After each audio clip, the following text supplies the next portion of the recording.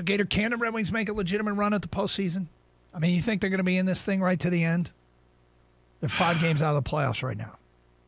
They're 5 points. God, I've done that twice today. Yeah, I really like how they're playing right now. I mean, look, it's a modest 2-game win streak, but what I like about it is that now they've got the additions that they've needed.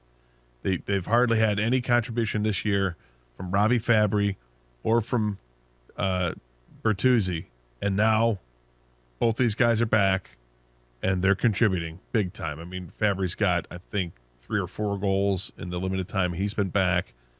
Bertuzzi's going to take a little bit, but he's fitting right back in there with his line mates Dylan Larkin and Lucas Raymond.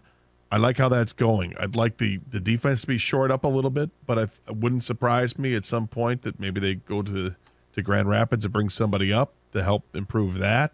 The trade deadline's coming up in 5 or 6 weeks. The trade deadline's tricky because you don't want to add to make a run at the playoffs if you're not convinced you're going to make it, right? I mean, because you don't want to give up. Typically, you need to give up a future asset to get better in the here and the now. But the teams are chasing right now, okay? Because they're in a thick group here there are a few teams behind them, and there's just a couple teams ahead, right? You look at the Washington Capitals, who have the first wild card spot, 52 points. They played 44 games. Red Wings have only played 40 games. So that's 4 games in hand to make up a good amount of work there. Pittsburgh is in the second wild card spot. They've also only played 40 games, but they have 48 points. The Islanders are ahead of the Wings with 47 points, but they've only played 43 games. So you start looking at that make up those games. It's to the advantage of the Red Wings in a couple of those instances where they either can pass some of those teams, but they've got to start putting it together now, and they have. The last couple of games, got wins here, so let's keep moving forward and see if they can, put together a stretch where they win 8 out of 10.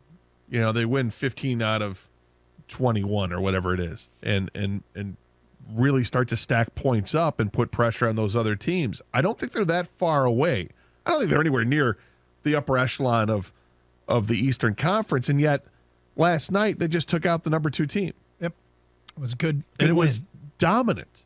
I mean, from start to finish, there was no doubt who the better team was. It didn't reflect in the score until late in the game. Red Wings missed a ton of opportunities, but eventually they started to go in the net, and you win the game 4-1. No worries, move on to the next one. I like where they're headed, but I'm hoping they're going to stay in this direction. That Bertuzzi's only going to get better with his line mates. That Fabry, this isn't a flash in the pan. I mean, Robbie Fabry a couple years ago looked like a really, really good player. So this is looking good. I mean, look, I'm not dismissing what they did, but I certainly would feel better if Austin Matthews was in the lineup last night when they went better from beginning to end. But hey, good for them. Yeah, good for them. That's a good point to bring up.